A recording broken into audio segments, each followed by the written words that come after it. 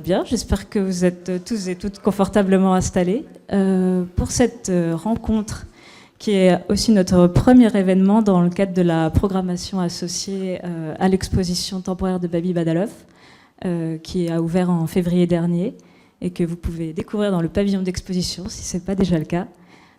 Cette exposition, elle s'appelle Make Riot Not War, plutôt la révolte que la guerre. C'est un choix de sa commissaire, Julie Crène, en écho à plusieurs des œuvres que vous pouvez trouver dans l'exposition. Et quand elle nous a partagé ce titre, il m'en a convoqué un autre par esprit d'association, Les Guerrières de Monique Wittig. Alors déjà un peu platement parce que dans ces deux titres, il y a l'idée de lutte, de soulèvement collectif, mais aussi parce que dans ces deux cas, la lutte, elle passe par le langage. Chez Monique Wittig, la lutte, le langage, c'est un outil de lutte face aux normes symboliques de genre. Et chez Babi Badalov, eh bien, la lutte, c'est la lutte par le langage face aux normes géopolitiques et aux normes linguistiques. Et grâce à Babi, quelque part, et grâce au travail qu'on a effectué sur cette exposition, eh bien, j'ai rencontré ton travail, Julie Abou. Toi, tu es enseignante chercheuse à l'université de Turin et ton travail de recherche, il s'articule notamment à montrer comment le langage il dessine notre monde social. À l'instar du livre que tu avais écrit, Tenir sa langue.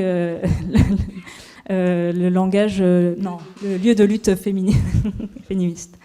Et surtout, en vérité, tu as aussi écrit un très beau texte consacré au travail de Babi Badalov. C'était dans le cadre d'une autre de ses expositions qui s'appelle Xénopoétrie et qui avait été présentée au musée cantonal des Beaux-Arts de Lausanne. Et en discutant avec toi, quand on a commencé à avoir l'idée de cette rencontre, eh bien, on a réalisé avec Gilles aussi Rion, le directeur de la Fondation du Doute, qui est présent dans la salle, que eh bien, Babi Badalov, non seulement il s'attachait, s'attaquer à la question des frontières, mais qu'au-delà de ça, il arrivait à créer, lui, par son travail, un espace tiers en leur sein, ce que toi aussi tu as qualifié d'interlangue. Et quand, du coup, on a continué à discuter de ça, j'ai compris l'importance de la notion que toi, tu nommes le trouble, un trouble dans la langue qui est plus que nécessaire, parce qu'en fait, c'est l'endroit qui va nous permettre à nous de défaire les choses, de les repenser et peut-être de les changer. Et grâce à cette conversation, tu as eu l'idée de mettre en perspective le travail de Babi Badalov avec le travail typographique engagé par la collective franco-belge Bye Bye Binary, qu'on est du coup heureux et heureuse d'accueillir avec deux de ses membres, Camille Circlude et Enza Le Garec. Toutes deux, ça fait plusieurs années maintenant que vous êtes sur la scène du design graphique. Vous avez aussi donc une activité militante forte par le biais de la collective et que ce soit dans vous avez aussi un travail de recherche d'ailleurs, je crois que vous menez en binôme autour de la typographie post-binaire, mais je pense que vous nous expliquerez après en quoi ça consiste. Et que ce soit dans vos travaux personnels ou avec la collective, à chaque fois il y a vraiment un entrelacement entre trois notions qui sont donc bien la langue, le genre et la typographie. Et peut-être pour terminer cette introduction un peu trop longue, finalement, je vais faire un espèce de dernier pas de côté avec quelque chose qui nous concerne un peu plus, nous, à la Fondation du Doute, et essayer de rattacher ça, peut-être, en tout cas le travail que vous menez, travail typographique que vous menez avec une autre histoire du graphisme qui est celle de Fluxus avec Massunas. En décembre dernier, on accueillait Benoît Buquet qui nous racontait comment Massunas a fait un travail graphique pour Fluxus qui ne consistait pas à embellir, mais à vraiment créer des formes dans la logique de Fluxus qui opérait un renversement des valeurs et un renversement des formes artistiques. Et voilà, je crois qu'avec vous, on va continuer à explorer cette question du renversement et peut-être pour bouger d'autres frontières que celles de l'art, peut-être des frontières sociétales, je ne sais pas. Je vous laisse la parole et merci encore pour votre venue.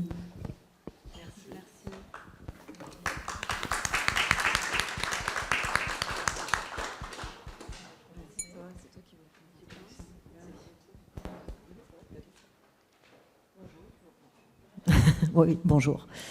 Merci Émilie pour cette présentation et cette introduction. Et effectivement, on est passé un peu de cette réflexion ensemble sur cette question des frontières, qui moi m'inspirait un peu des choses dont peut-être on va parler tout à l'heure sur les frontières du sens, un peu les limites du sens, mais en le tirant un petit peu, plutôt qu'en termes de frontières, qui est toujours une ligne tracée, une activité entre deux choses ou deux espaces, en termes de tension.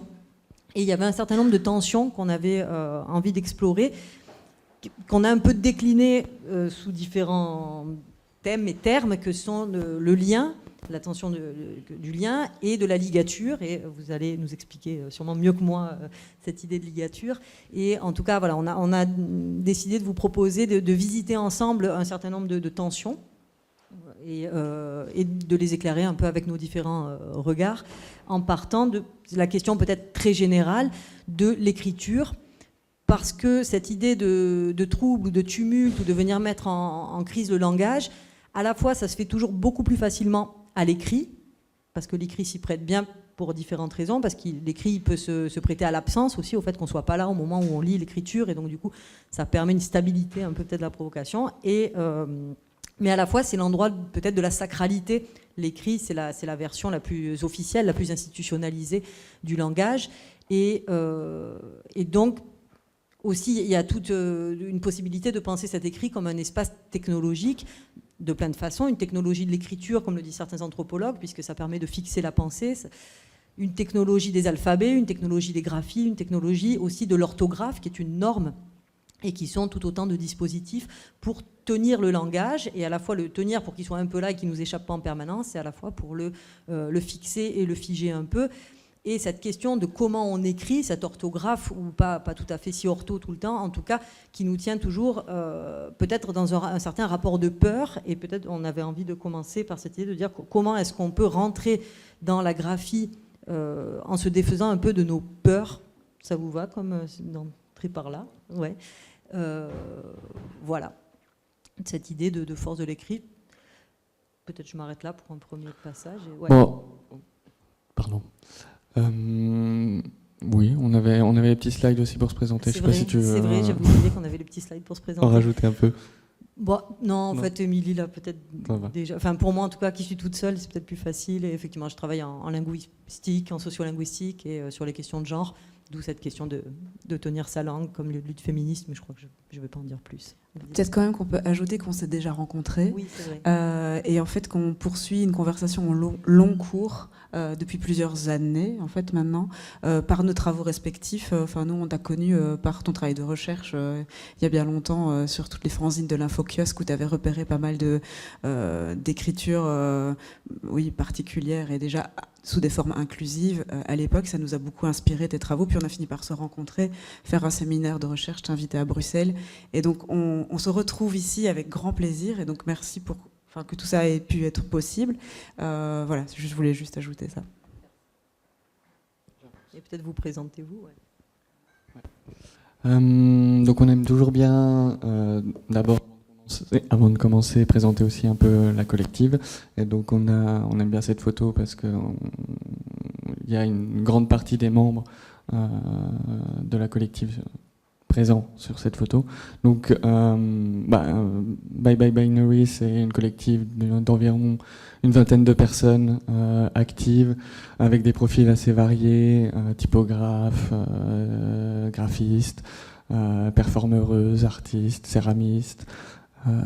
J'oublie des choses aussi, boulangère, voilà. Et donc, on est active autour des questions d'expérimentation typographique qui sont, la typographie est notre outil, et autour de questions de débinarisation de la langue, de typographie post-binaire, non-binaire, etc. On aime toujours bien visibiliser aussi les noms des personnes qui ne sont pas présentes. Donc on aime, voilà, on a ce slide. Et quand tu parles de travail autour de la langue, on a déjà évoqué le mot ligature. Mais donc on voulait juste, pour que tout le monde se remette bien ce que ça veut dire ligature, en fait, il y en a une que vous connaissez sans doute très bien, c'est le dans l'eau pour écrire œuvre ou œuf par exemple. Et c'est un procédé qui nous intéresse énormément. Et on va vous expliquer pourquoi, mais donc on part vraiment de cette idée de ligature pour travailler autour de nouveaux caractères typographiques qu'on va appeler des glyphes, inclusifs, non-binaires, post-binaires, ça on pourra peut-être y revenir. Et donc on s'est un peu fait connaître pour ce travail. Ici vous en voyez quelques exemples, mais on va vous détailler beaucoup plus tout à l'heure, et qui sont diffusés sur un site en ligne qui est une typothèque. Donc vous pouvez vous saisir de ces caractères, les essayer, les implémenter. Voilà. J'ajoute peut-être juste rapidement qu'on imaginait vous parler pendant un petit moment et puis après peut-être ouvrir un temps de questions et discussions avec vous, si ça vous va, pendant peut-être la dernière demi-heure de l'échange ou quelque chose comme ça. Nous y voilà aux peurs. Voilà. La question de l'oralisation et de l'écriture, donc peur énorme.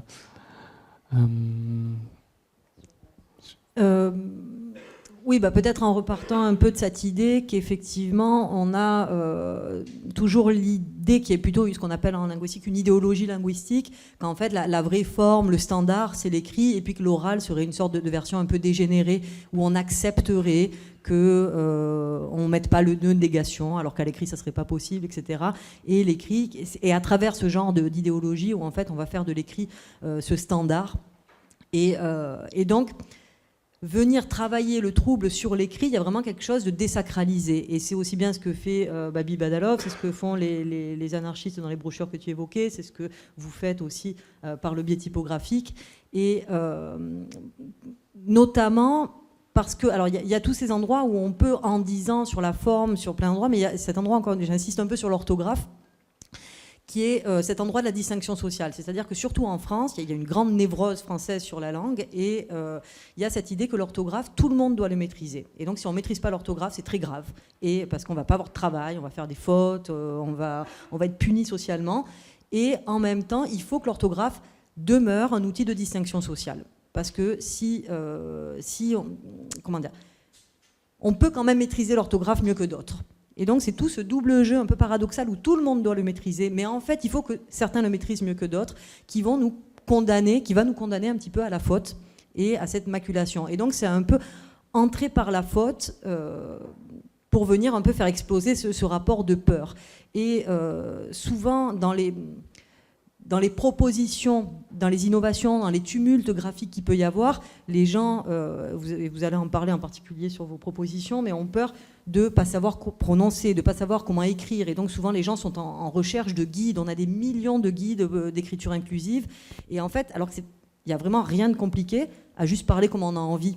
Et c'est juste qu'en France, pour des siècles de dressage et de névrose, encore une fois, il y a eu cette imposition de la langue ne vous appartient pas et vous devez vous plier à ce que doit être cette langue. Donc il y a vraiment, j'insiste un peu sur le fait qu'il y a vraiment une désacralisation très forte à venir intervenir sur la question de l'écriture contre cette peur. Et je ne sais pas où on en est dans les slides, mais... peut-être pas maintenant. Non plus. Ouais, pardon, c'est pas au bon endroit, mais si ça vous va, on y reviendra un peu plus. Vous voulez parler? Ouais, on peut parler de la police maintenant. Voilà. Ouais, ça va. On n'est pas hyper bien organisé, mais bon, surtout. Oui, et il y a un peu ce rapport donc de cette peur de l'orthographe et cette sacralisation de l'écrit, l'impossibilité de changer. C'est-à-dire que si je repars sur l'histoire de l'orthographe, en fait, depuis très longtemps, il y a des gens qui proposent, mais depuis que l'orthographe existe, parce que l'orthographe n'a pas toujours existé, et depuis que l'orthographe existe, il y a des gens qui proposent de changer, d'écrire autrement. Et d'ailleurs, avant qu'il y ait l'orthographe, les gens écrivaient différemment. Et puis à un moment donné, on le fixe. Et puis il y a les libertaires au début du siècle qui disent mais on pourrait écrire autrement. Et puis en fait, ça revient tout le temps. Il y a des réformes dont vous connaissez peut-être pas l'existence, mais qui disent on va essayer de changer l'orthographe. Et ça ne marche jamais, parce qu'il y a ce maintien qui nous empêche en fait d'aller vers une vision de la langue qui nous appartienne. qui nous appartiennent, ça veut dire quoi? Qui soit de la singularité, c'est-à-dire dans laquelle on peut créer des choses. Alors créer individuellement, mais aussi créer collectivement. Et on est arrivé à parler de la police parce qu'il y a un auteur, un philosophe qui s'appelle Castoriadis, qui nous dit on a besoin, c'est un peu décousu ce que je vous raconte, mais on va aller quelque part quand même, et on a besoin, mais pas on a besoin parce qu'on le décide, c'est de fait, ça fonctionne toujours comme ça dans les sociétés, d'un imaginaire social. Pourquoi? Parce que c'est la condition de la transformation sociale. Encore une fois, pas nécessairement sur un mode révolutionnaire, mais juste les sociétés ne sont pas statiques. Les gens n'ont pas des places, les gens n'ont pas des fonctions, les gens n'ont pas des rôles qui sont attribués une fois pour toutes. Et donc ce changement, l'histoire en fait tout simplement, est possible parce qu'il y a un imaginaire collectif qui fait qu'on est capable d'imaginer autre chose que ce qui est maintenant. Et c'est tout simplement ça qui génère du changement. Donc on a besoin de l'imagination et de la créativité comme base du mouvement et de l'histoire de la société. Et comment on le fait en général, cette transformation sociale? On cherche à la réaliser, si on peut, par l'émancipation. C'est-à-dire qu'on aimerait mieux aller vers une société qui va mieux, donc plutôt à s'émanciper et à ne pas rester dans des carcans. Et c'est trop long déjà ou ça va? Voilà, et donc la slide, c'est bien, c'est ça, c'est cette idée qu'en fait on est en train d'instituer par des facultés créatives notre société. Et en fait, même si on ne veut pas le faire, on est en train de le faire. C'est pas un geste nécessairement intentionnel.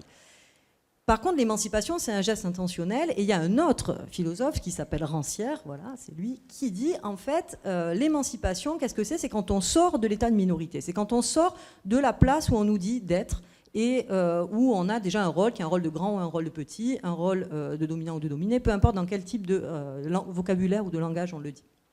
Et comment ça se fait, cette sortie de la minorité, du statut de minorité, en accédant à la parole? C'est-à-dire que les sujets mineurs, c'est ceux que quand ils parlent, ils font du bruit. Quand ils sont dans la rue, ils font du bruit. Et ce n'est pas de la parole. On ne va pas reconnaître ça comme du langage, on reconnaît ça comme une nuisance. Et au moment où on arrive à s'imposer comme entrant dans le langage et à se faire entendre, non pas comme faisant du bruit, mais comme prenant la parole, alors là, il y a émancipation.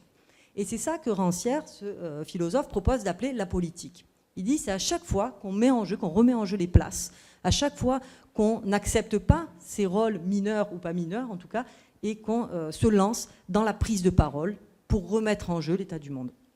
Et ça, c'est la politique. Par contre, ce qui cherche à aller contre ça, c'est quelque chose qui s'appelle la police. La police, c'est ce qui essaye de garder les choses en ordre et de maintenir l'ordre des choses. Donc voilà, à partir du mot police, c'était ça qu'on avait envie d'utiliser aussi comme terrain commun. La police, c'est aussi autre chose. C'est la police de caractère, ou les polices de caractère. Du coup, ça nous amusait dans le sens polysémique. En fait, ça ne nous amuse pas du tout. Mais du coup, au sein de la collective, on essaye d'ouvrir les imaginaires, justement de ne pas renfermer dans des carcans les propositions typographiques qu'on va proposer ou les solutions langagières ou d'inclusivité qu'on cherche à proposer, de vraiment ouvrir. Et donc, on est justement contre cette police en question. Et il se trouve qu'en typographie, on a le mot police de caractère avec lequel on doit travailler. Donc, au sein de la collective, on a décidé collectivement de le bannir de notre vocabulaire pour ne pas tout le temps parler de la police, parce que polysémiquement, à l'oreille, ça peut être assez violent. Et du coup, nous, on utilise plutôt le mot fonte qu'on va dériver des caractères en plomb de la fonderie, du fondu. Et donc, voilà, c'est le mot fonte qu'on va utiliser, même s'il n'est pas tout à fait correct dans le langage, dans le jargon typographique, mais on préfère l'utiliser plutôt que le mot police. Et donc ici, à l'écran, vous voyez en fait, c'est devenu un drapeau. Bon, là, il n'est pas montré on va le revoir plus tard en installation, où on avait du coup mis en espace différents termes. C'est un lexique en fait qu'on utilise régulièrement, et donc on avait expliqué le fait de ne pas utiliser le mot police. Voilà.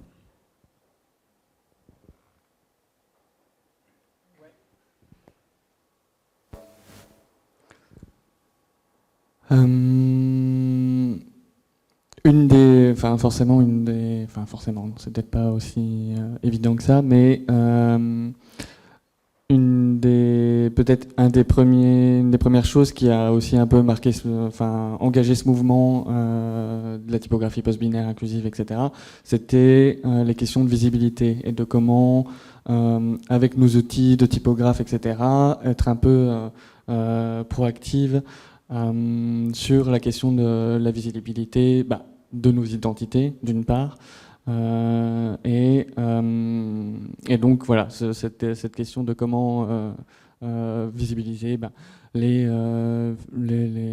d'autres identités que le masculin et le féminin en dehors de la binarité de genre. Oui, parce que notre travail débute au moment du premier tumulte médiatique autour du point médian, avec les éditions Hatier qui avaient publié ce manuel scolaire pour du CE2, je pense, si je ne fais pas d'erreur, où il y avait du point médian, mais point bas, écrit tout en caps lock, enfin genre, c'était compliqué quand même. Mais ça avait vraiment fait polémique dans les médias.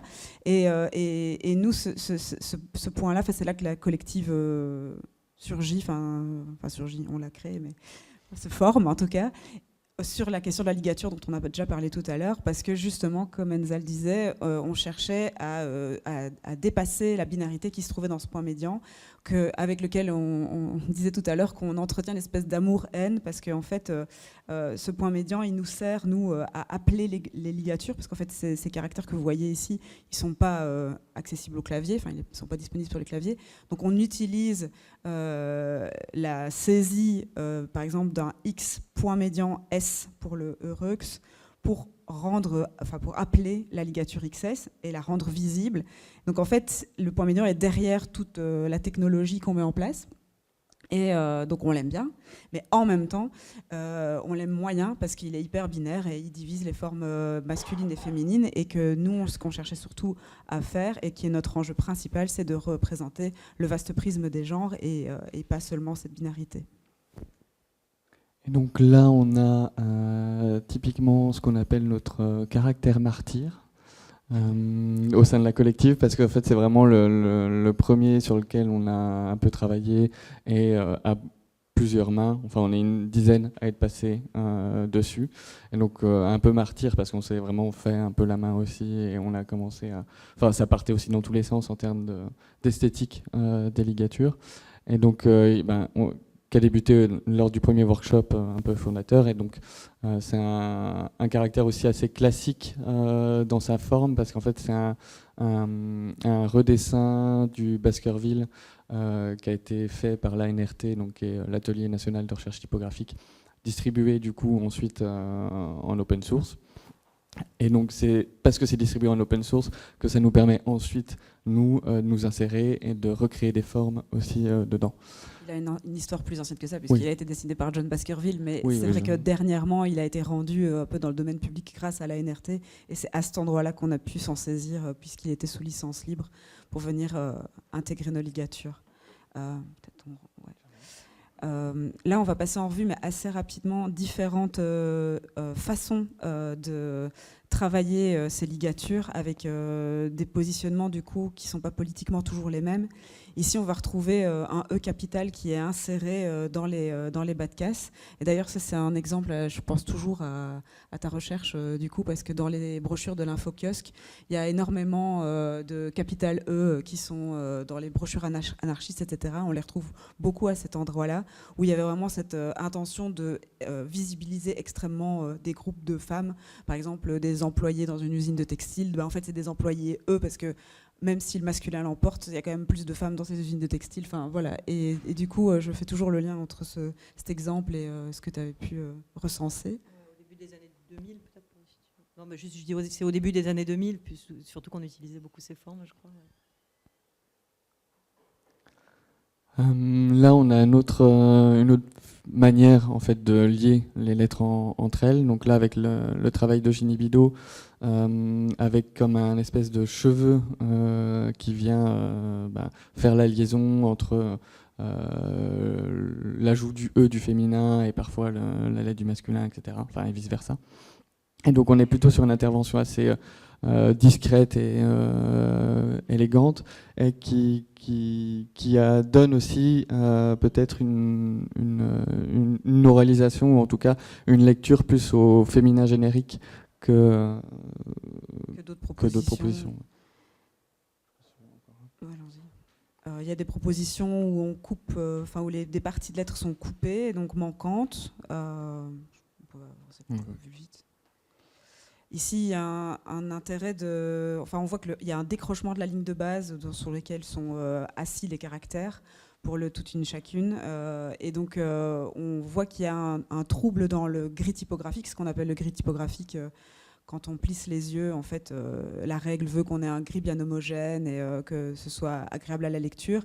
Et là, avec ces décrochages, on va avoir des perturbations qui disent aussi quelque chose du positionnement. Enfin, clairement, là, quand on a travaillé avec le théâtre qui a mis en place ce caractère avec nous, on leur a demandé où elle voulait mettre le curseur au niveau de la visibilité de l'intervention. Parce qu'on a travaillé avec dans d'autres contextes où justement l'idée c'était de se rendre le moins visible possible. Et ici, le curseur est un peu au milieu, mais on va voir d'autres slides qui vont bien expliquer ça. Et là, on est vraiment sur la question de l'oralisation aussi, avec comment on prononce. On l'a souvent sur celui-là, notamment sur le Mahon charmante amante. En fait, c'est un Mahon ou un Man, ça dépend si vous vous dites comme un pan. Enfin, voilà. Mais donc, il y a un A, un O et un N qui sont en fait les uns sur les autres. Et on n'est plus du coup dans une agrégation des caractères les uns à côté des autres, mais comme s'ils étaient empilés. Et donc cette question de la prononciation ou de l'oralisation, elle revient régulièrement. Et il y a un truc aussi particulier qu'on fait dans la collective qui n'est pas dans l'usage linguistique classique, c'est-à-dire qu'on commence par dessiner, on essaie de faire des formes, et puis on essaye de les prononcer, alors qu'a priori, en linguistique, on va essayer d'écrire ce qu'on dit. Si tu peux compléter. Oui, c'est ça, c'est-à-dire qu'un peu contre le classicisme qui faisait primer l'écrit, toute la linguistique moderne, c'est forgé sur le primat de l'oral. Donc on essaye toujours de partir de l'oral, on dit que l'oral est premier, etc. Après, il y a d'autres personnes qui ont commencé à dire non, mais en fait, c'est peut-être ces deux systèmes différents, on n'est pas obligé de toujours les mettre en lien, on peut se donner un peu plus de souplesse, notamment Cathy Barasque, qui travaille un peu sur les questions de genre aussi, qui fait des propositions, qui dit, mais peut-être laissons une certaine autonomie à l'écrit, sans toujours s'inquiéter une fois de plus sur cette question. Mais ouais.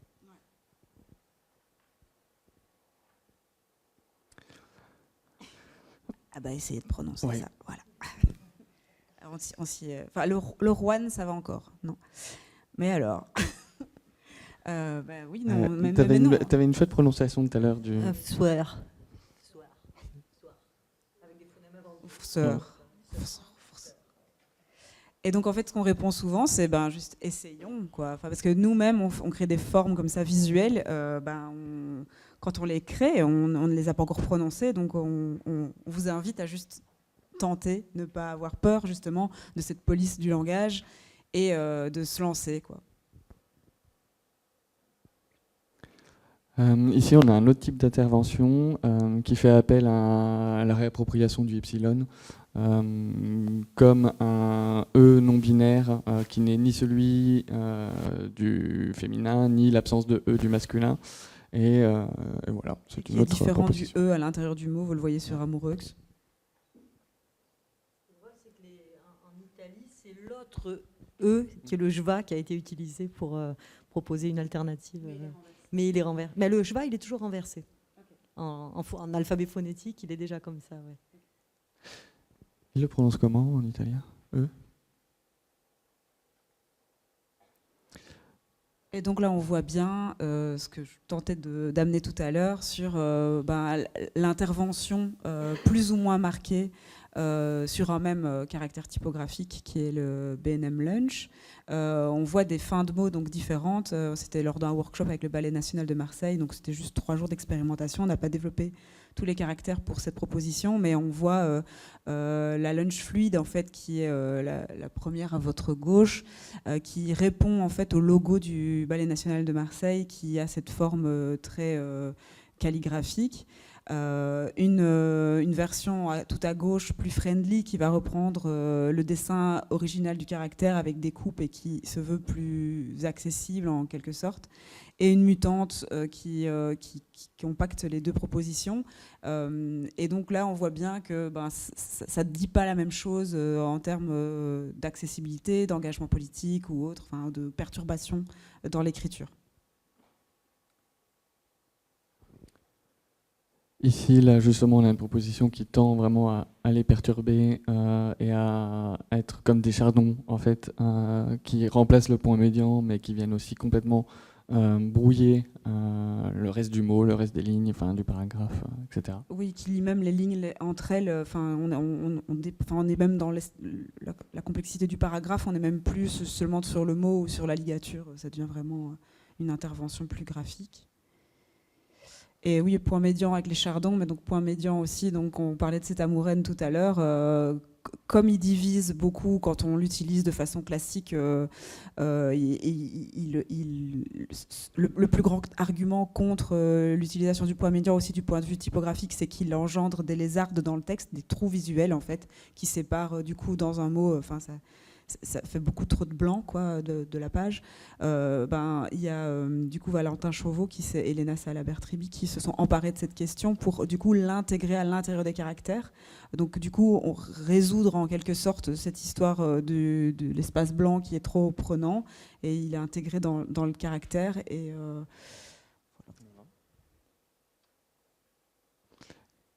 Et on passe à la question de quelque chose sur cette lisibilité. question Peut-être en transition. Vas-y. Parce qu'en réalité, je crois que pour moi, visibilité et illisibilité et lisibilité, c'était un peu dans le même courant. C'était pas très distingué, mais du coup, ça va bien dans l'un comme dans l'autre. Et si un peu, peut-être en commentaire, juste en élargissant un tout petit peu à partir de ces fonds particulières, toujours cette histoire de rester à sa place ou de sortir de sa place, ou en tout cas de la police comme rester à sa place ou faire rester à sa place, et du désordre, du tumulte comme sortie de sa place. Ça pose toujours la question de comment on se fait voir. C'est-à-dire qu'il y a toujours dans le désordre quelque chose d'assez démonstratif, et je pense qu'il y a plein de moments où on a envie de se faire voir, et pas d'aller se faire voir, mais de se faire voir comme justement de l'irrégularité, de cette mise en scène un peu de ce tumulte, et avec des exemples que vous avez montrés notamment.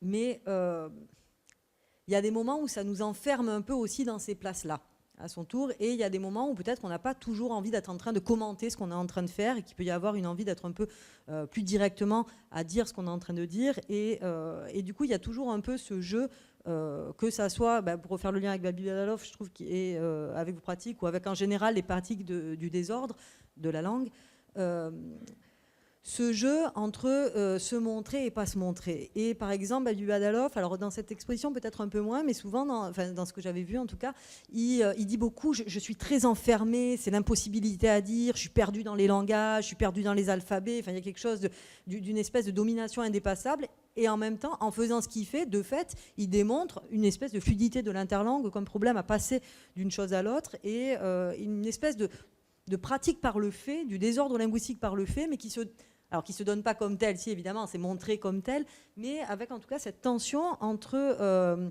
dire quelque chose à propos d'eux et faire le contraire.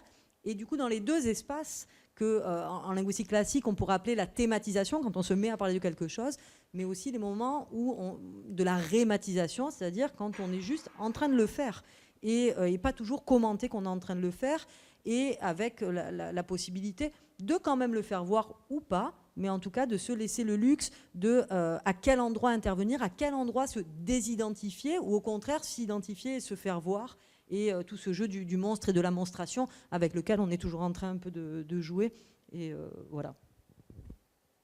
Je pense qu'on va revenir sur cette question quand on va parler tout à l'heure des alliances qu'on a réalisées avec certaines institutions culturelles, où justement il y avait des enjeux de ne pas être visible à des endroits, mais de faire quand même les choses. Donc je pense que ça va revenir, mais c'est plus loin.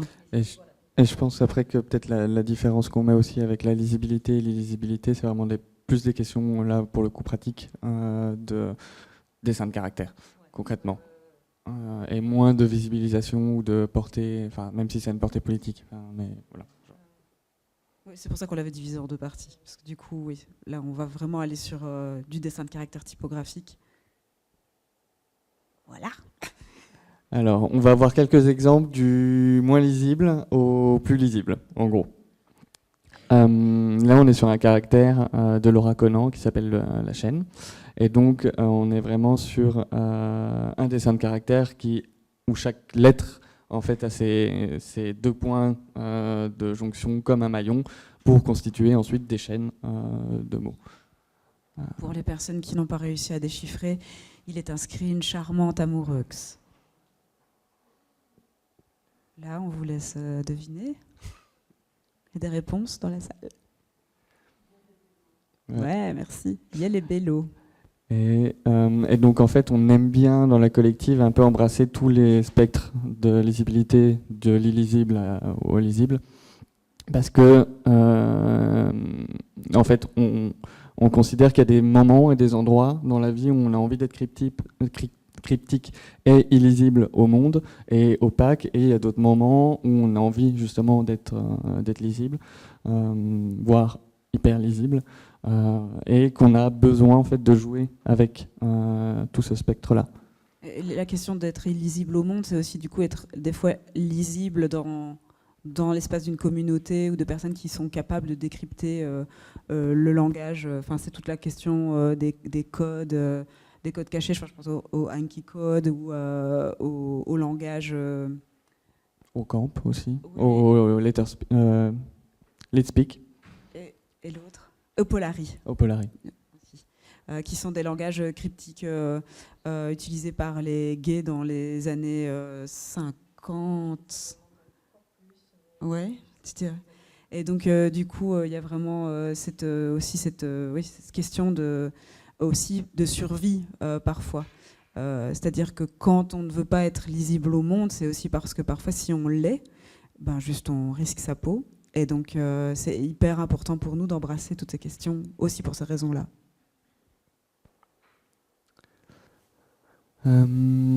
Ici, toujours sur cet enjeu de l'illisible et de la lisibilité, on a travaillé en fait à ce caractère donc, qui s'appelle BBB Love and Rage. Donc là, vous voyez la version Love, qui est plutôt dans une esthétique comme si on déroulait un ruban très élancé, peut-être inspiré, enfin avec des inspirations autour des typographies anglaises, etc.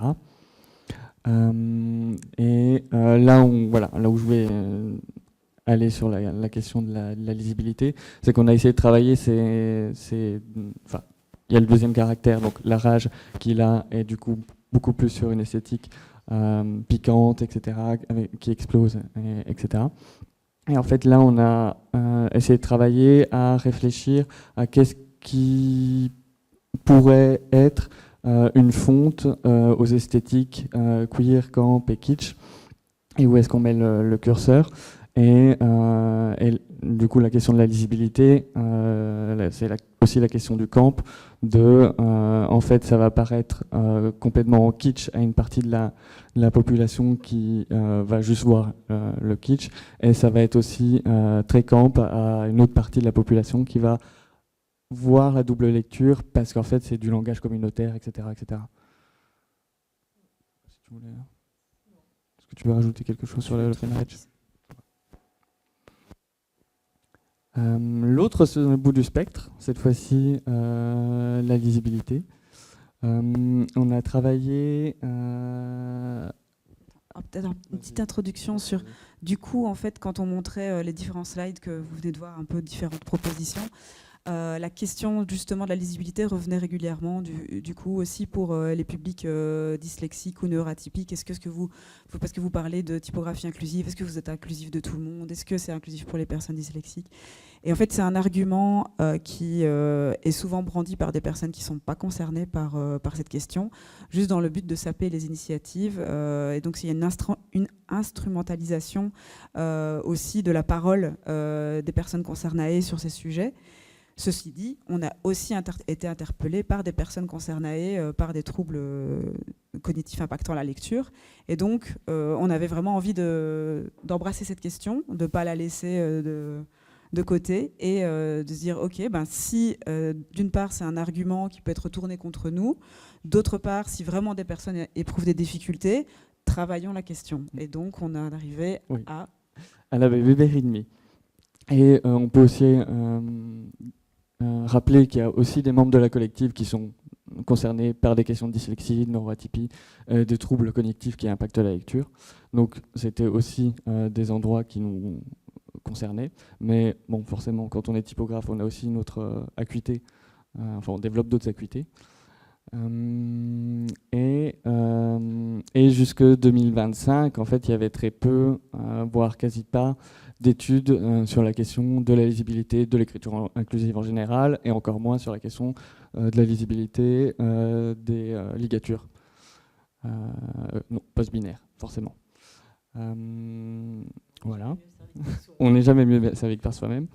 Donc sans dresser tout l'historique des quelques études et références, on a, grâce à une bourse de recherche donc, du Fonds de recherche en art en Belgique, on a réussi à travailler à une fonte qu'on a appelée d'abord à haut potentiel de lisibilité parce que c'était la promesse de cette fonte, avec donc Eugénie Bidot, Ludie Loiseau et Clara Sambeau qui ont travaillé au dessin de ce caractère que vous voyez. Et donc, un des enjeux de ce caractère, c'est que dans les différentes recherches qu'elles ont menées, elles se sont rendues compte que la question de la modularité dans les typographies, qu'on hérite en fait du ductus et du tracé à la plume, donc où tout est très modulaire, un fût est un fût, toujours dans le même sens, et on le répète à chaque fois qu'on a besoin d'un fût, c'était complètement contre-productif. Et qu'en fait justement il fallait une espèce de non-homogénéité et une non-modularité dans les lettres pour aller mettre des emphases en fait sur les caractères les plus distinctifs des lettres. Donc par exemple le C, le haut du C, pour le E, enfin voilà, les petits focus, les petits surlignements quoi. Voilà, j'espère que c'était clair. Ensuite, donc, la question des ligatures. Donc on a travaillé, enfin elles ont travaillé à créer des ligatures, enfin dessiner des ligatures post-binaires. Et on a, pendant tout ce processus et entre ces processus, enfin quand elles étaient en processus de dessin de ce caractère, on a mené une étude de lisibilité auprès de 70 volontaires concernés par des troubles cognitifs qui impactent la lecture, dans des entretiens semi-directifs d'abord, donc avec vraiment à leur faire lire des échantillons de texte, à leur poser des questions entre chaque texte, pour aller creuser et essayer de définir quelle ligature pose problème, pourquoi et comment on pourrait corriger son dessin, ce qu'on a réussi à faire, etc., etc. Et donc, pour la faire courte, on a un PDF de 100 pages qui fait état de tous les résultats, qui est disponible sur typoinclusive.net. Il y a aussi une version réduite de 5 pages qui est juste la conclusion, qui retrace beaucoup plus rapidement toute l'étude. Voilà, encore une petite image. C'est un petit extrait d'un spécimen typographique. On a quelques exemplaires imprimés d'éléments, d'ailleurs qu'on n'a pas encore sous la main, mais qui sont dans le bureau juste là derrière, qu'on pourra vous distribuer tout à l'heure. Donc ça, c'est un extrait du spécimen typographique. Ah. Mais ça, c'est toi qui as demandé à ce qu'on fasse ça. Alors, tu veux dire un mot d'intro là-dessus ? Oh, je vais mal en parler, mais c'est en te lisant, j'avais été très intéressée, parce que j'avais jamais réfléchi, n'étant pas moi-même typographe, sur cette tension dans de la typographie comme à la fois lieu d'art et lieu du fonctionnel, quoi. Quelque chose qu'il faut utiliser, il faut une praticité, il faut quelque chose qui soit manipulable, et à la fois il y a une dimension créative, et donc cette tension-là, que vite fait on retrouve sur les questions de langage en général, où le langage il faut toujours qu'il soit commun, il faut qu'il fasse terrain commun, parce que si j'invente tous mes mots, évidemment on ne se comprend pas, et en même temps il faut toujours qu'il soit personnel, parce qu'il y a toujours un sujet derrière. Donc de manière très éloignée. Il y avait une résonance avec ce qu'est le langage, mais la façon dont c'était exploré dans votre travail, en tout cas, m'avait interpellée. Et donc, j'avais envie de vous entendre et de nous faire vous entendre là-dessus. Oui, en fait, du coup, j'avais écrit un article artistique versus fonctionnel qui est disponible aussi sur typoinclusive.net, puis qui s'est retrouvé dans le bouquin. Parce qu'en fait, on a été confronté à des situations qui étaient cocasses, pour le dire comme ça. C'est-à-dire qu'on se faisait inviter à des endroits pour certaines choses, et on remarquait que c'était pas pour tout le temps pour la même chose, et on essayait de comprendre pourquoi est-ce qui se passait. Et donc, on a spécifiquement en France, plus qu'en Belgique, on a aussi remarqué une différence par rapport au territoire, était régulièrement invité à exposer notre travail, genre vraiment comme une mise à distance dans des super espaces. On a fait une expo au Centre Pompidou, on était ravis, où là on a fait une création du coup pour l'exposition de 9 posters inédits, où on va chercher, on convoque des textes, etc. Et on fait des compositions très graphiques qui sont, oui, pour le coup, parfois un peu lisibles aussi. On n'est vraiment pas dans des questions d'accessibilité ni de fonctionnalité, du coup. Ici, un exemple même avec des ligatures en bretziel. Donc, voilà. Et donc, oui, il y a vraiment cette mise à distance de l'objet artistique. Genre, ok, c'est accroché au mur. Pourtant, ce qu'on fait, c'est pour que ce soit utilisé par tous. Et donc, c'est assez curieux de voir les endroits de monstration de ce travail. Ici, on a du coup mis plusieurs expositions avec ici une série de 3 drapeaux pour l'exposition Queer Rising à Toulouse. Aussi, on convoque des textes parfois existants. Je pense si on recommence avec la police, qui est notre fil conducteur de ce soir. J'ai appris à craindre la police comme un ennemi mortel est une citation du livre de Leslie Feinberg, Stone Butch Blues, où à la lecture, on vit des violences policières dans des bars lesbiens de l'époque, qui sont assez intenses. Et donc, on va convoquer aussi des textes parfois d'autres époques où on va du coup rejouer le jeu de la langue qui n'était pas spécial, du coup avec de l'anachronisme aussi à des endroits. Donc voilà. Ici, on revoit le drapeau police, tout à gauche. Donc en fait, on voit qu'il y a aussi d'autres mots. Donc c'est comme un petit lexique, cette série de drapeaux où on va définir certains mots qui sont à lire. Donc c'est aussi des œuvres avec beaucoup de textes à lire. Vous voyez sur celle du milieu, il y a des paragraphes entiers sur nos travaux souvent. Donc c'est vraiment des choses qui se donnent à lire ou sur lesquelles on passe beaucoup de temps. Et on voyait aussi à droite le mot camp qu'on définit aussi, que Enza a utilisé tout à l'heure, qu'on utilise beaucoup. Donc c'est un peu genre le vocabulaire de la collective, quoi. Quel est-il ?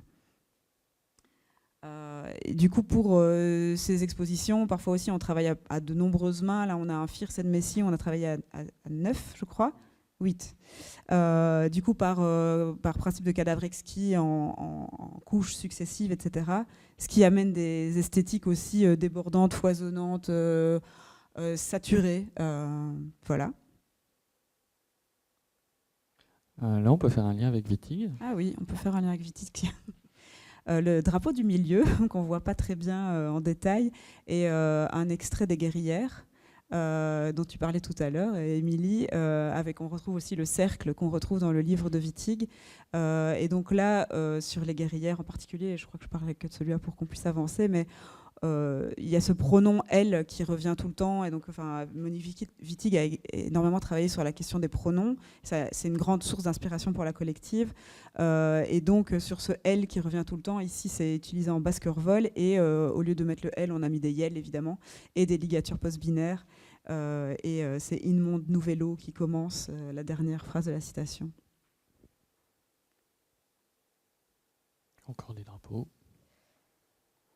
Et là, on a on est un peu ce projet, il est un peu à la lisière avec ce qu'on va montrer juste après, parce qu'on a montré, on a quelques caractères ici qu'on a utilisés pour des institutions spécifiquement à Bruxelles, où en fait on commence à voir aussi la possibilité d'utilisation peut-être plus facilement. Je sais pas. En tout cas, il y a aussi, tu parlais tout à l'heure de parler de ce qu'on fait. Là, clairement, on est en train encore d'utiliser nos caractères pour dire ce qu'on est en train de produire.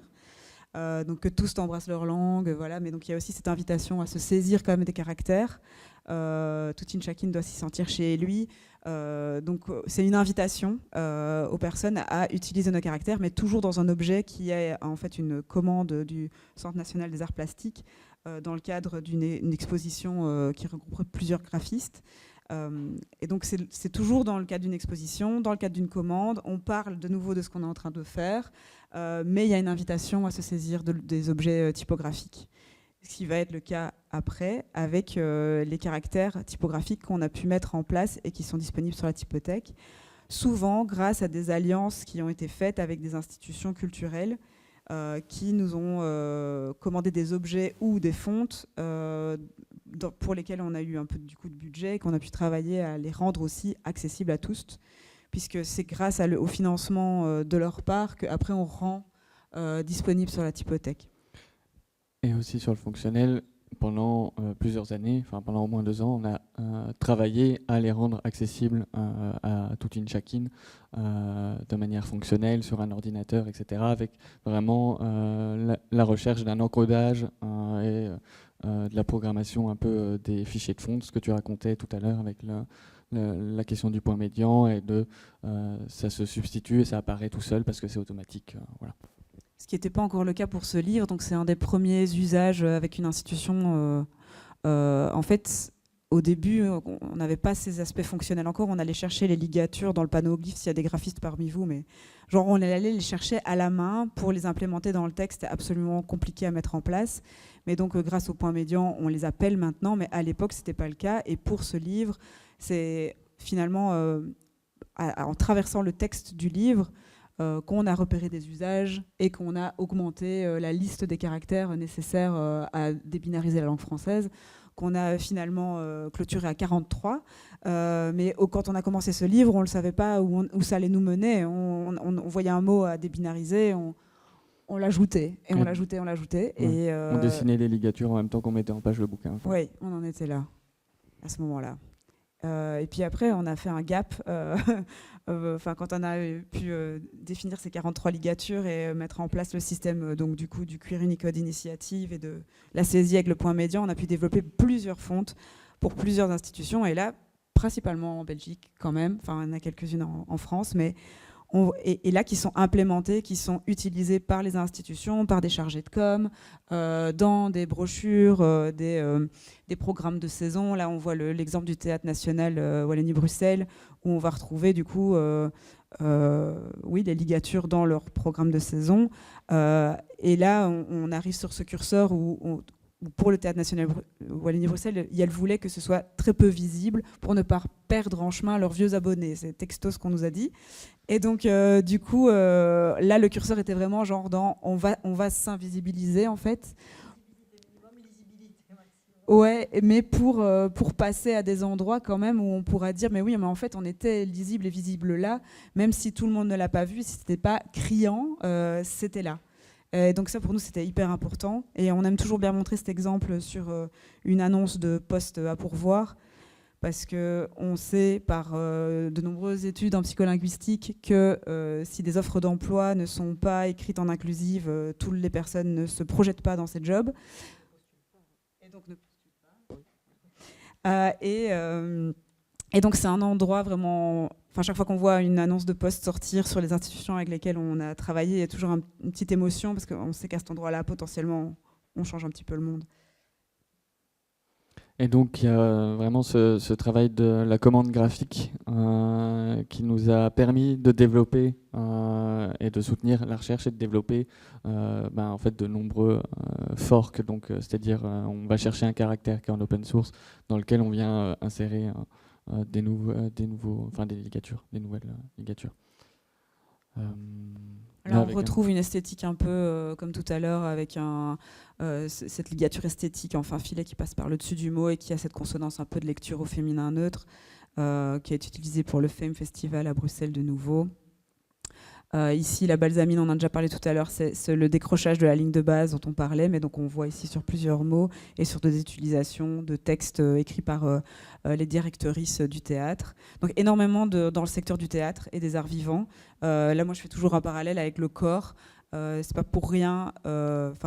L'espace de la scène est un espace un peu comme celui de la page, où des corps sont visibles sur scène, et il y a beaucoup d'artistes qui sont sur scène et qui se posent des questions sur leurs identités de genre ou sur leur corporalité, et c'est assez similaire au corps, justement, on écrit encore 10 aussi, sur l'espace d'une page.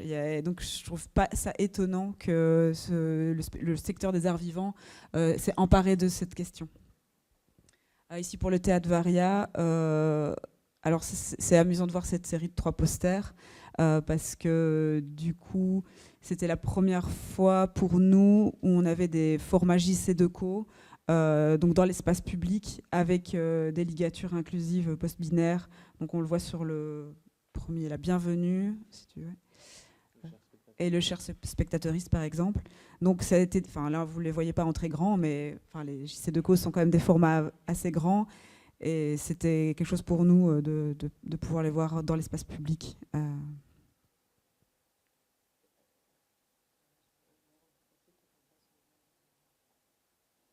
Donc toutes ces fontes que vous venez de voir, qu'on a travaillé avec les institutions, comme je disais tout à l'heure, après on les rend à l'espace public, donc à vous, et elles sont disponibles sur la typothèque.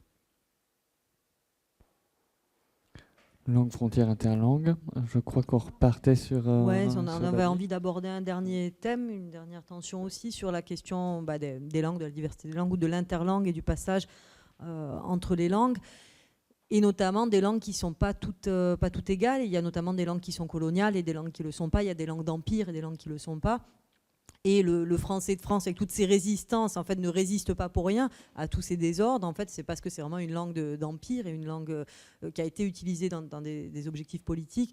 Et là aussi, dans le travail de Babi Badalov, c'était dans ce passage entre les langues, il y a un jeu, il y a un aveu de cette incomplétude un peu aussi des langues, mais il y a aussi une saisie de langues qui sont le russe, l'anglais, le français, qui sont quand même 3 langues d'empire, et alors que lui-même parle d'autres langues, mais qui ne mobilisent pas, me semble-t-il, ou alors je ne les ai pas reconnues, mais dans ses travaux. Et donc cette question de la colonialité des langues, je ne sais pas si on peut vraiment le dire comme ça, elle se pose aussi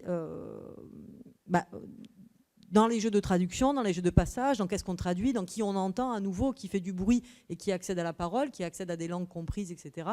Et chez vous aussi, du coup, chez vous, le monde de la typographie, cette question des scripts et des questions des alphabets que Babi aussi travaille, mais ouais. Oui,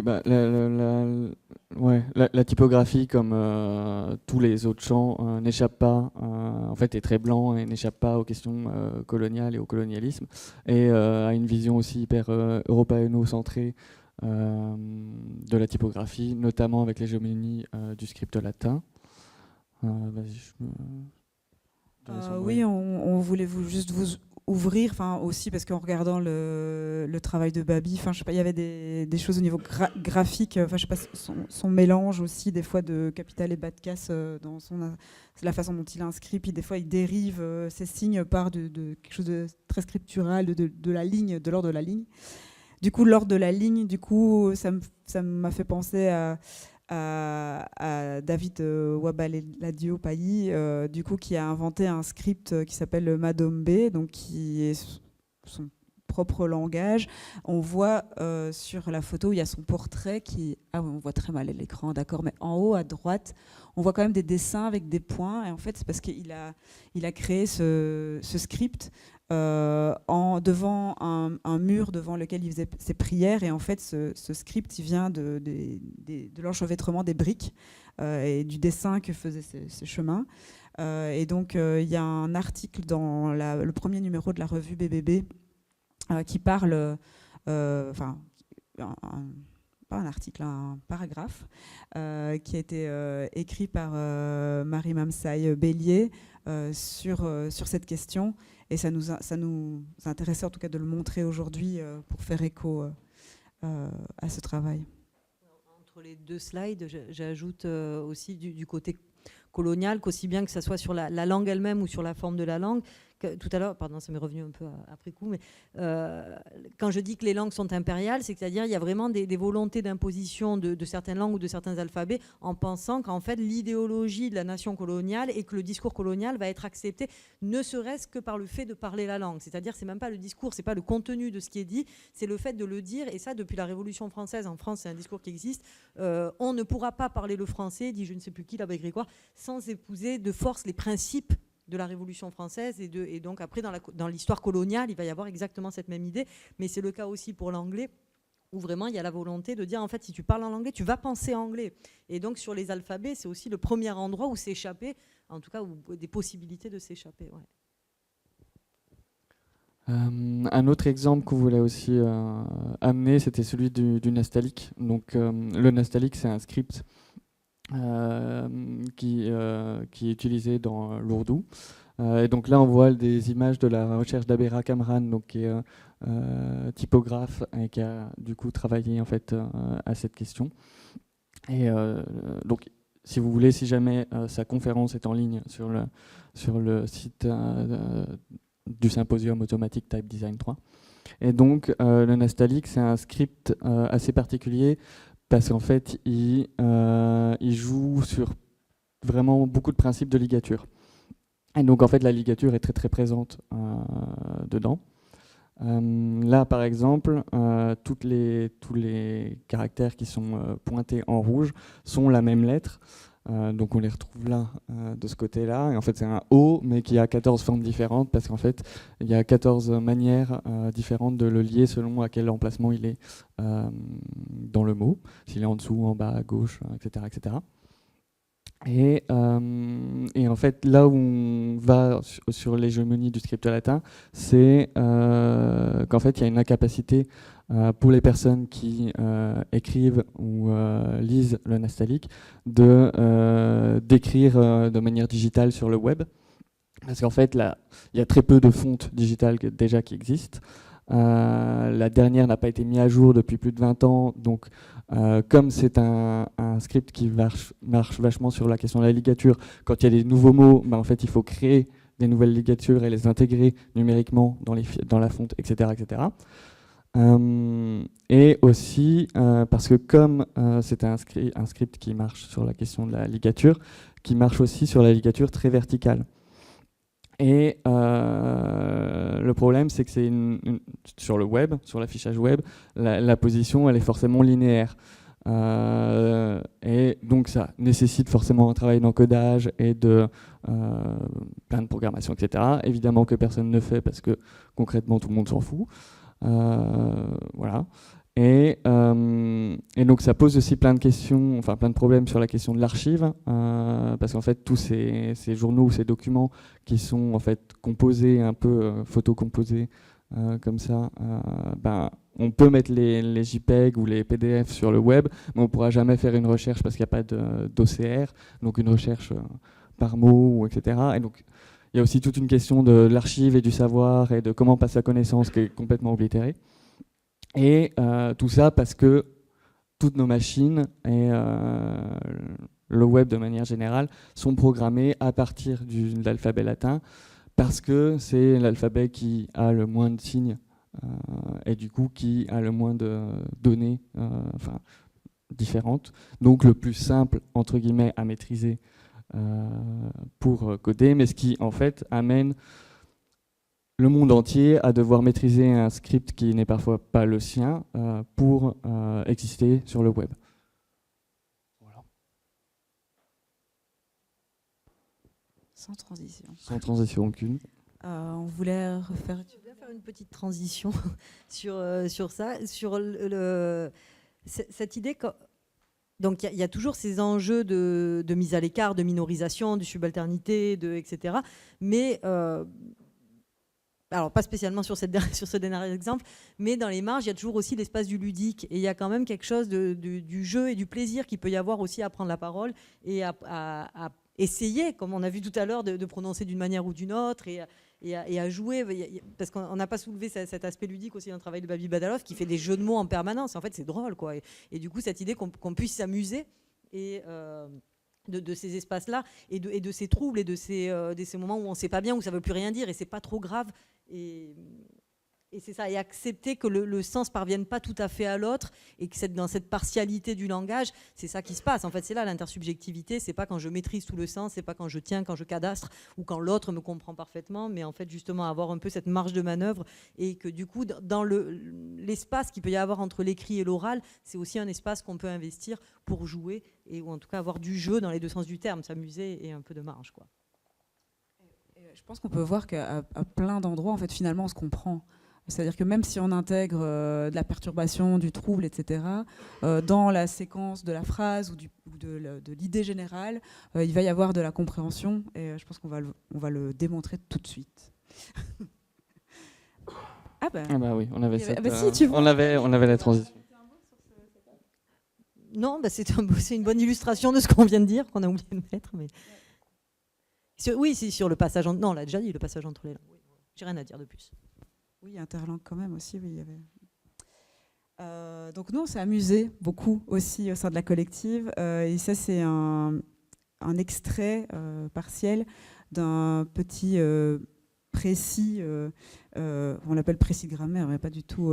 C'est pas du tout une grammaire, mais c'est un lexique. Enfin, c'est une façon de débinariser le langage sur des propositions du coup vraiment langagières qu'on a tirées à partir du pronom ol. Parce qu'on a parlé de yel tout à l'heure, mais al, ol, ul, eul existe aussi. Et donc, qu'on a tiré d'une autrice de science-fiction qui s'appelle Clara Pacotte. On avait lu une de ses nouvelles pendant le workshop de 2018. Et pendant 3 jours, on a essayé de trouver des consonances pour les suffixes de la langue française qui pourraient bien fonctionner avec ce pronom ol. Et qu'est-ce que ça pourrait donner? Donc, on a des consonances en aïe, en eul, en anle. Enfin, on a vraiment repris et aussi en axe. Enfin, je ne sais pas si vous voyez bien. Oui, ça va encore. Et donc, on a appelé ça l'acadam et on l'utilise toujours. C'est devenu un langage au sein de la collective et à l'oral, on a sans doute aussi parlé parfois comme ça tout à l'heure. Moi, je sais que je mélange énormément du langage acadam dans mon langage parlé et d'autres protocoles de respiration aussi ou autres. Enfin, j'aime mélanger quand je parle.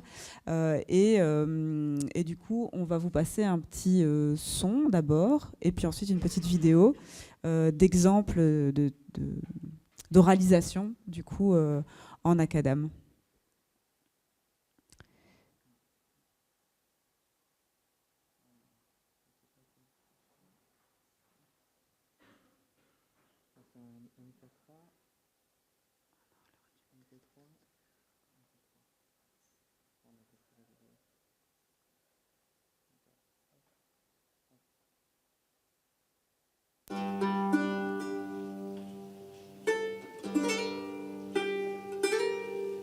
Inumel avait Inanek qui l'avait servi fidèlement pendant 11 années, mais dont les forces étaient à bout, si bien qu'Ol devenait chaque jour plus impropre à le travail. L'Ometrek songeait à se dépouiller des sopeaux, mais l'Anek, s'apercevant que l'auvent soufflait d'elle mauvais côté, s'échappa et prit la route de Brême. Là, se disait Ol, je pourrais devenir musiciole d'Elleville. Comme Ol avait marché quelque temps, Ol rencontra sur le chemin une chiole de chasse qui jappait comme un animal fatigué d'une longue course. Qu'as-tu donc à japper d'elle sorte, camarade, lui dit-Ol. Ah, répondit le chiole, parce que je suis viole, que je m'affaiblis tous les jours et que je ne peux plus aller à la chasse, mon maîtrec a voulu m'assommer. Alors j'ai pris le clé des champs. Mais comment ferais-je pour gagner mon pain? Eh bien, dit l'Anek, je vais à Brême pour m'y faire musiciole d'Elleville. Viens avec moi et fais-toi aussi recevoir dans l'eau musique. Je jouerai des luttes et toi tu sonneras les timbales. Avec la langue, le tour des écritures queer. Du coup, c'est un extrait du podcast Avec la langue. Vous pouvez le retrouver en entier avec plein de choses dedans, dont cet extrait qui avait du coup été mis sur une musique de lutte en plus. Et donc on entend une espèce de consonance un peu de vieux français où on ne sait pas très bien, ou moyenâgeuse, on n'arrive pas à distinguer, alors que cette chose a été faite en 2022. Donc voilà, on aime beaucoup le Moyen-Âge aussi au sein de la collective BBB, parce que aussi réactiver parfois des choses qui ont existé, ou d'anciens pronoms, c'est quelque chose d'hyper important, puis qui a été théorisé entre autres par l'historienne Eliane Viennot, qui a écrit ce livre Non, le masculin ne l'emporte pas. C'est juste le titre.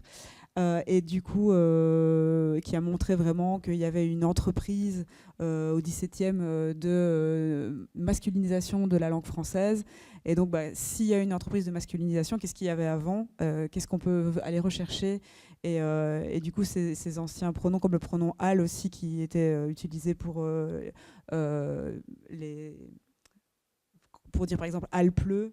Les choses inanimées, Oui. impersonnelles. Impersonnelles, merci. Existait. Et donc, voilà, aller les rechercher, c'est important. On va clôturer avant les questions sur cette vidéo.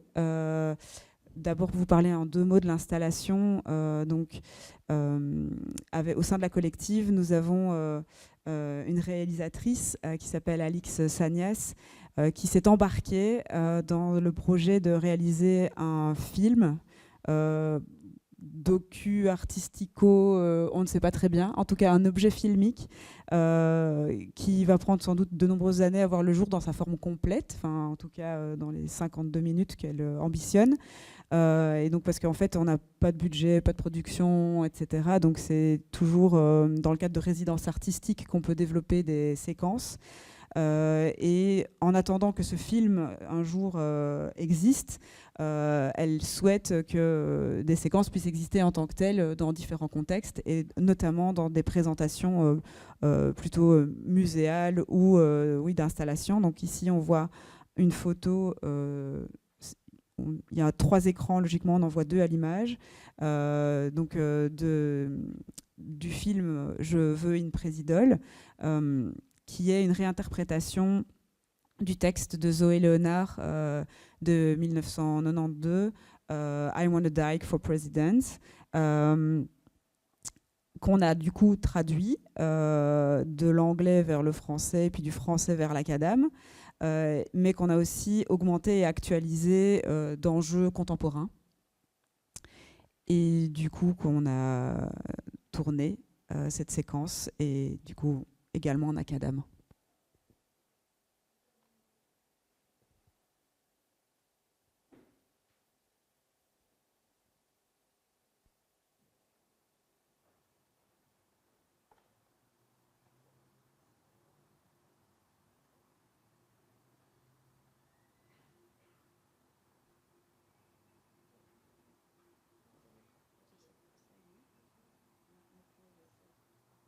Je meuble le temps qu'on cherche le plein écran. Je veux une Gwyn pour présidole. Je veux une personne avec l'OVIH pour présidole et une pédale pour vice-présidole. Et je veux quelqu'un sans assurance maladie, quelqu'un qui dépend des minima sociaux et qui a été au chômage, quelqu'un qui compte des points de retraite qu'elle n'aura pas. Et je veux quelqu'un qui a grandi dans un endroit où l'eau terre était si polluée qu'elle n'a pas eu le choix d'échapper à le cancer. Je veux une woke pour présidole. Je veux une trans, femme, masque, non-binaire, une butch, une ambi, une post-binaire, une collective de personnes à été PBG, une autix, une fuchs, une hyperactix, une borderline et une chiole de garde. All tous pour présidole, pour lutter ensemble contre les violences systémiques. Je veux une présidole qui se soit fait avorter à 16 ans. Et je veux une présidole qui ne soit ni l'opeste, ni le choléra. Et je veux une présidole dont le dernier amant est mort del sida, qui reste enterré par son regard dès qu'elle ferme les yeux, qui a serré son amant contre son cœur en sachant qu'elle allait mourir. Je veux une présidole transfuge de classe.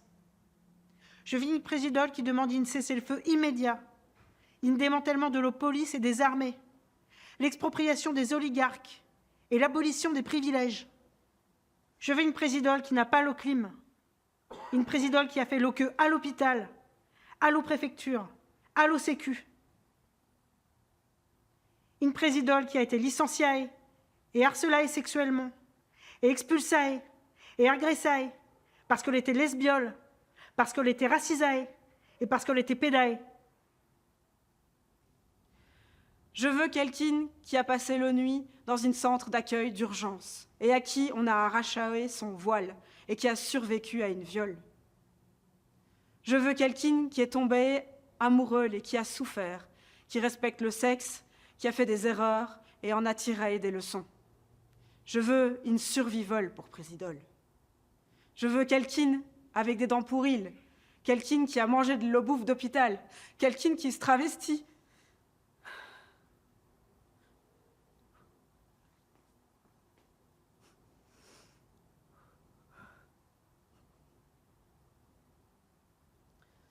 Je veux quelqu'un qui s'est endetté et qui a été expulsé de son appartement.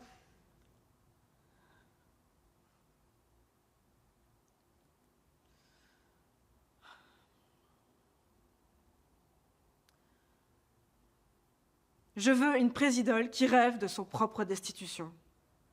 Et je veux savoir pourquoi tout ça, c'est pas possible. Je veux savoir pourquoi, au bout d'un moment, on finit toujours par se faire à l'idée qu'une présidole est toujours une pantale, toujours une michetolle, et jamais une pute, toujours une patrole, et jamais une prolo, toujours une menteule, toujours une voleule, et jamais punile.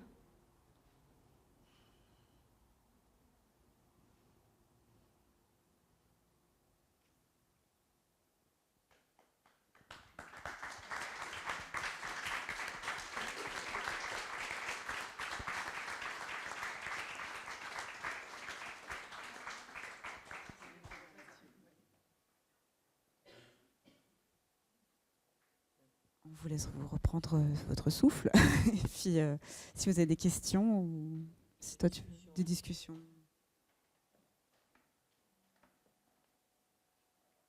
Des expérimentations à partager.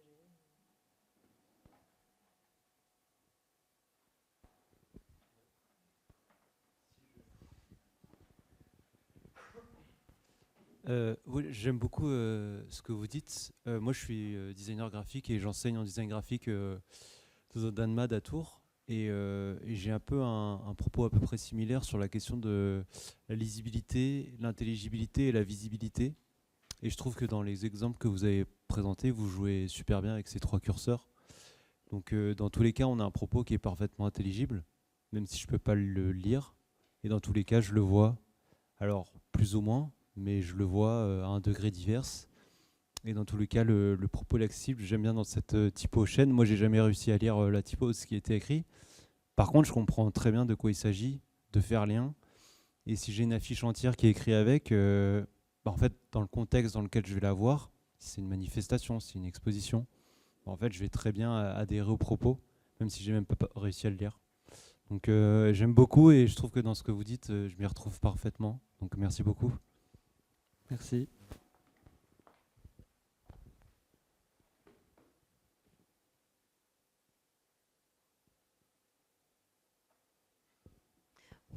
Moi, si vous avez suivi l'actualité, je me suis dit que les, les réactionnaires sont toujours en retard, mais finissent toujours par nous rejoindre sur les terrains. Et là, vous avez vu que Trump s'est mis en colère contre la police Calibri. C'est drôle parce que du coup, il voulait remettre la Times, non ? C'est ça ? Mais du coup, on a une Better Times avec des ligatures inclusives et encore une autre.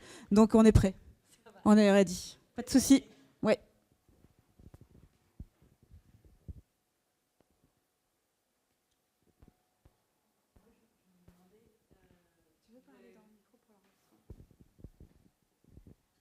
Je me demandais juste parce que vous parliez plutôt du fait qu'il y avait beaucoup de commandes qui vous venaient de lieux culturels et puis surtout du coup du spectacle vivant.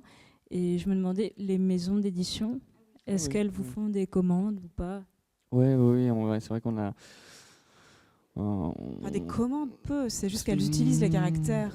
Ben, on a eu les éditions du commun, par exemple, pour leur collection poésie. Utilise le Baskerville, et donc il y a eu quand même à un moment donné, on a redessiné spécifiquement pour la réédition de Fiévreuse plébéienne, donc de Gorge, qui en fait a une écriture vraiment spécifique où Yale utilise vachement le X. Et donc il y avait un besoin aussi de redessiner des ligatures spécifiques dans le Baskerville à ce moment-là. Quoi d'autre ? Mais après, c'est plus des usages qu'on a répertoriés, c'est-à-dire que c'est moins la commande d'un caractère spécifique parce qu'il y a peut-être moins besoin de faire identité graphique, c'est-à-dire que dans des lieux, dans des institutions, le caractère typographique, s'il est designé pour l'institut, par exemple pour le Théâtre National, on a aussi ajouté des brèches des coupes comme ça dans le caractère pour fonctionner avec leur logo. Donc il y a vraiment un truc où c'est une identité graphique. Alors que dans le secteur de l'édition, on va être surtout sur des caractères qui vont être bien lisibles. On va retrouver beaucoup d'adelphes et de Baskerville parce qu'on est dans des caractères à empattement qui facilitent quand même aussi la lecture. Je pense qu'on va avoir une grande vague de BBB Readme qui arrive parce qu'on a sorti ce caractère et il est aussi utilisé dans différentes institutions, pour les Beaux-Arts de Cergy également. Donc il y a aussi des écoles d'art, souvent d'art, qui ont utilisé les caractères. Voilà. Mais les maisons d'édition, c'est plus dans les usages. Mais il y en a. On n'en a pas parlé en fait, mais on a un catalogue des usages. Pendant cette bourse de recherche, on a travaillé pendant 2 ans à recenser donc, divers usages. On a scanné. On a 200 entrées. Et donc en ligne, toujours sur le site typoinclusif.net, on a ce catalogue des usages. Donc voilà, où vous pouvez retrouver plein d'usages. Donc de l'annonce A4 pour une place dans un atelier, à la banderole, au camion de la Pride de Toulouse, en passant par le livre de poésie, etc. etc.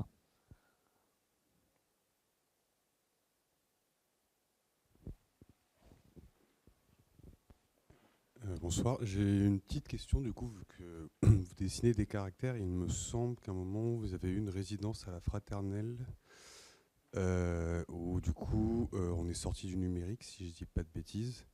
Je voulais voir, j'ai pas pu voir ce que vous avez fait, mais du coup je me posais des questions, comment ça s'était retranscrit dans les ligatures, les glyphes, physiquement quoi. Ouais.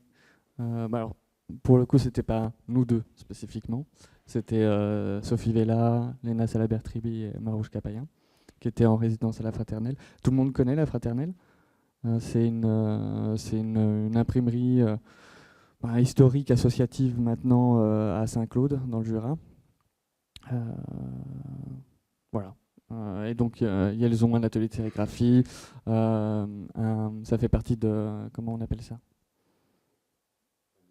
La Maison du Peuple, merci. Plus des casses de caractères en bois, au plomb, etc. etc. Et donc, elle propose un programme de résidence. Et donc, Sophie, Léna et Marouchka sont allées en résidence là-bas 6 semaines. En effet, il y a eu un travail de redessin, digitalisation d'une fonte en caractère en bois. De nouveau, une création de ligature dans ce caractère, qui ensuite s'est traduit par une gravure de caractère en bois par CNC, un truc avec une fresseuse, pour ajouter les ligatures post-binaires à la casse de caractère en bois existante. Et ce caractère, c'est le Jurage, il est disponible aussi sur la typothèque. Voilà. Oui, c'est amusant de voir les photos. On n'a pas préparé ça et on n'est pas sur notre ordinateur, donc on ne peut pas improviser. Mais c'est amusant de voir du coup la composition d'un poster qu'elles ont fait avec de l'inclusif, où on a tous les vieux caractères en bois qui sont passés, qui sont vieux, quoi. Donc le bois est foncé, etc. Et puis il y a les caractères inclusifs qui sont dans un bois super clair parce qu'ils viennent d'être produits. Et donc la photo de cette plaque d'impression est assez intéressante. Mais un de nos rêves, un jour, c'est de faire des caractères en plomb. Mais on est en train de postuler pour ça, d'ailleurs. Ça peut-être arriver. Et sinon, sur la question aussi de... je dérive. Mais on a aussi une personne qui a gravé, donc qui est Maxime Mobous, qui est un artiste, qui est graveur, qui a en fait gravé dans le marbre des phrases et des néopronoms avec des ligatures post-binaires. Voilà. Du caractère en bois à la gravure dans le marbre. Il y a une question tout au fond. J'y vais. C'est pas tant une question, c'est juste vous remercier de pouvoir exister à l'écrit comme à l'oral Et merci encore pour votre travail. Merci à toi.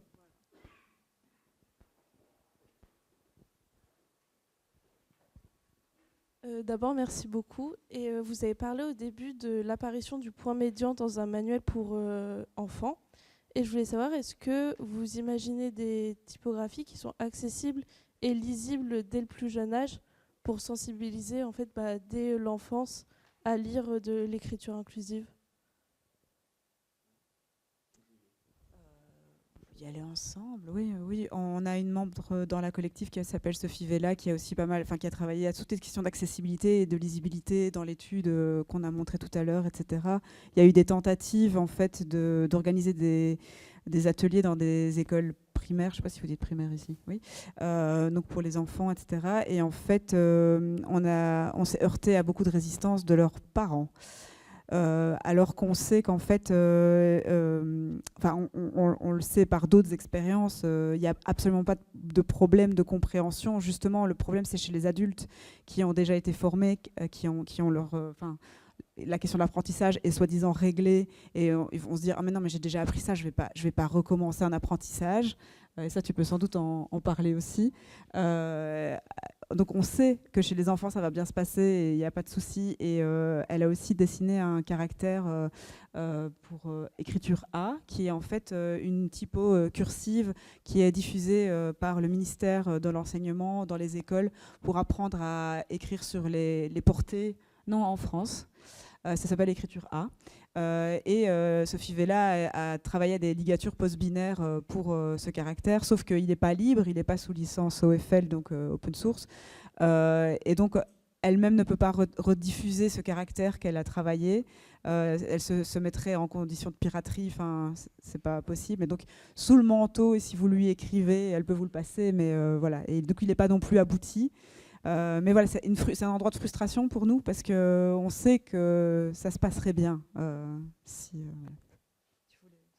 Oui, simplement ajouter que c'est toujours ces mêmes idéologies sur l'écrit où à la fois on nous dit ça va être compliqué, il faudrait que ça soit surtout pas compliqué, alors qu'en fait on est une des orthographes avec le français qui est la plus compliquée.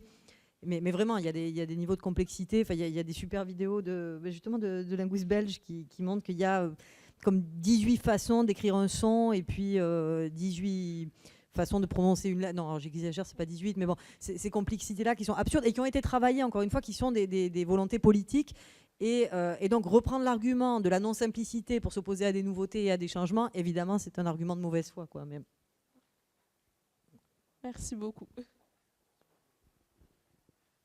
Est-ce qu'on peut juste revenir sur l'histoire du point médian? Parce que je sais que Julie... Non, ça déclenche pas...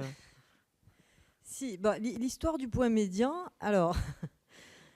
L'histoire du point médian, en réalité, c'est une histoire, à ma connaissance, qui commence en Grèce et en Catalogne, puisque c'est un petit signe typographique qui est utilisé en grec et en catalan, pas du tout pour remarquer des questions liées au genre, mais du coup simplement pour séparer, par exemple, deux L qui vont se prononcer le ou lieu d'une manière ou d'une autre. Donc voilà, et c'est un signe qui pose pas de problème, et c'est un signe qui était utilisé de manière relativement marginale dans les cercles féministes depuis une date qui n'est pas très claire à identifier, mais par exemple la revue Nouvelle Question Féministe, qui était une revue, Question Féministe était lancée par Simone de Beauvoir, après qui a été animée par Delphi, donc c'est des choses qui sont assez anciennes, utilisait le point médian depuis, j'irais un peu comme ça, mais je ne suis pas très sûre de ma date, depuis les années 90, en tout cas sans trop de problèmes.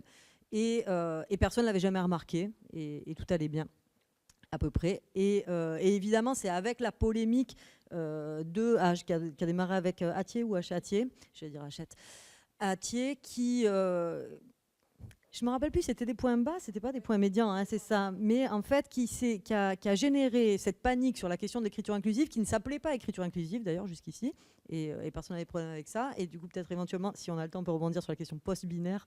Et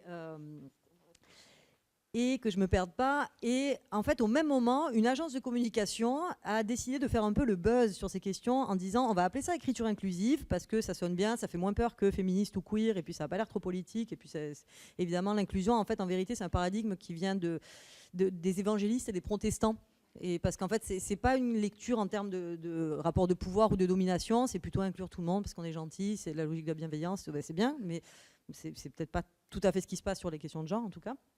Et donc, utiliser inclusion comme une dépolitisation des questions de genre, et en même temps, tout en promouvant ce point médian, parce que c'était un peu original, c'était catchy, et comme si c'était inventé. À partir de là, il y a un certain nombre de linguistes qui ont dit, après coup, avoir inventé le point médian. Bon, voilà, évidemment, quand il y a quelque chose comme ça, tout le monde est content de l'avoir inventé. Et en vérité, bon, non, pas du tout. Et donc voilà, et de là est partie cette polémique depuis 2016 sur l'écriture inclusive, dont on finit à peine de se débarrasser là. Les derniers remous, ça a été 2023, jusqu'à ce que, quand même, vous le savez peut-être, l'État français ait besoin de prendre position sur la question. Pourquoi ? Parce qu'on touchait deux choses cruciales en France, la langue, panique à bord, le genre. À l'école, panique à bord.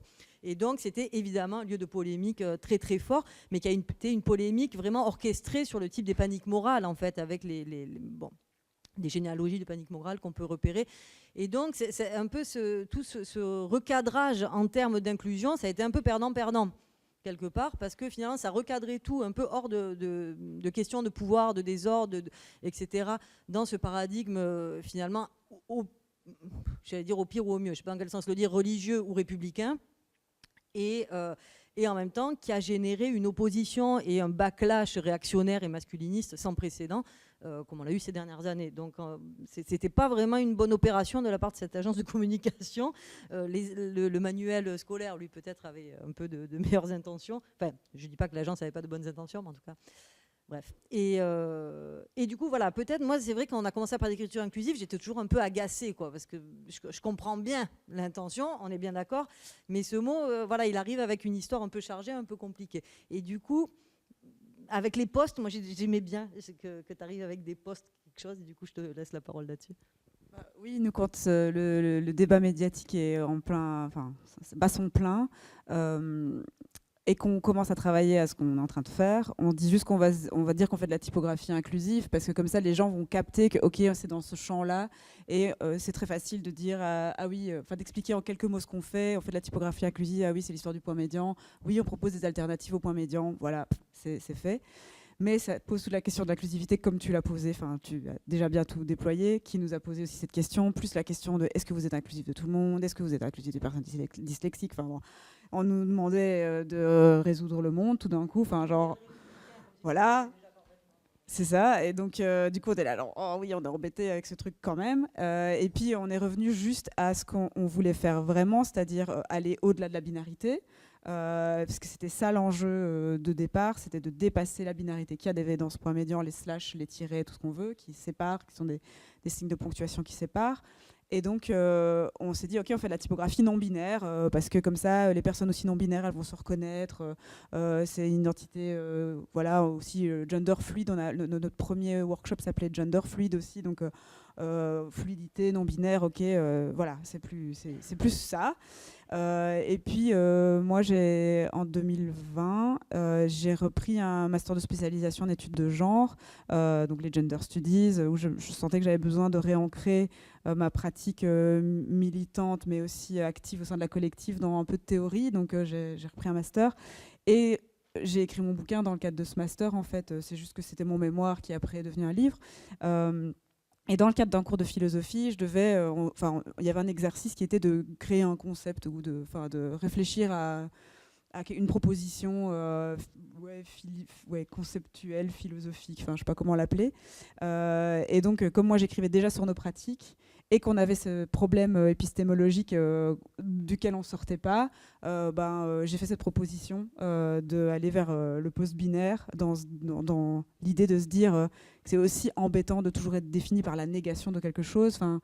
Le non-binaire, c'est toujours, du coup, on parle de binarité, et il y a toujours le non, d'être en négatif de ce mot. Et du coup, le post, je l'aimais bien parce qu'il me donnait de l'espoir. Il y avait un espèce de truc d'être au-delà, d'imaginer aussi des choses. Parce qu'on me demande régulièrement, mais au-delà de l'écriture et qu'est-ce que ce serait un monde post-binaire, c'est quoi les autres enjeux? Et en fait, il y a plein d'endroits où tu butes à la binarité tout le temps. Donc c'est hyper difficile d'imaginer, mais en même temps, c'est se poser la question. Pour moi, il y a un chapitre dans le bouquin qui est sur le post-binarisme politique, c'est se poser la question de ton point de vue situé. C'est-à-dire que si tu arrives à chausser ces lunettes de la post-binarité comme tu chausses les lunettes du féminisme, C'est comment tu peux regarder le monde en dehors de la binarité et essayer de l'imaginer. Alors, tu butes à plein d'endroits, mais tu ouvres aussi les imaginaires. Voilà, le poste.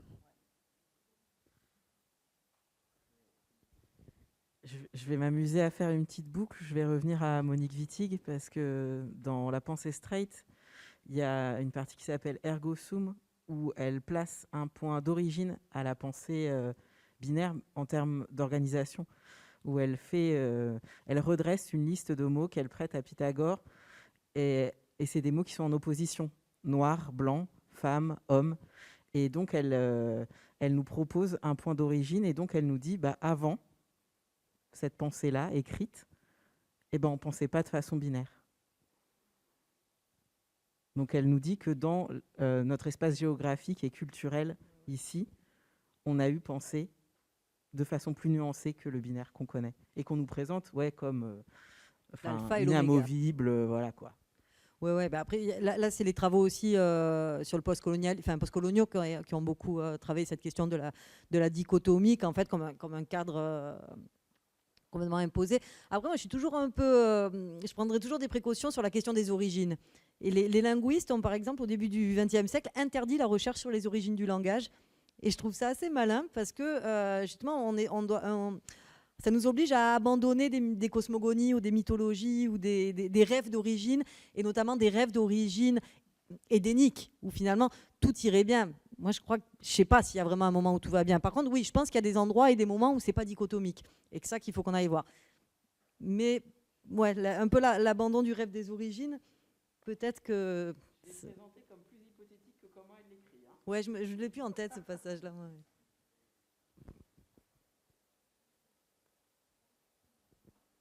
Est-ce qu'il y a une dernière question ou on s'arrête là? Il y a une dernière question sur le... Oui. Parce que du coup, je repars sur l'écriture qui est plutôt manuscrite à la base. Et là, tout ce que vous présentez, c'est surtout c'est que du numérique. Mais est-ce qu'il y a des outils pour apprendre à écrire vraiment de façon manuscrite, l'écriture inclusive? Bon, nous, on a quelques petites expérimentations. Je crois qu'il est en ligne. Je pense qu'il est sur l'inventaire, le Ductus d'Ariel Martine Pérez, qui a travaillé sur cette question de comment arriver à reproduire les ligatures qu'on typographie dans un script manuel, en faisant des propositions du coup de Ductus de ton tracé. Ça reste des recherches embryonnaires, mais qui sont assez intéressantes. Tu voulais ajouter?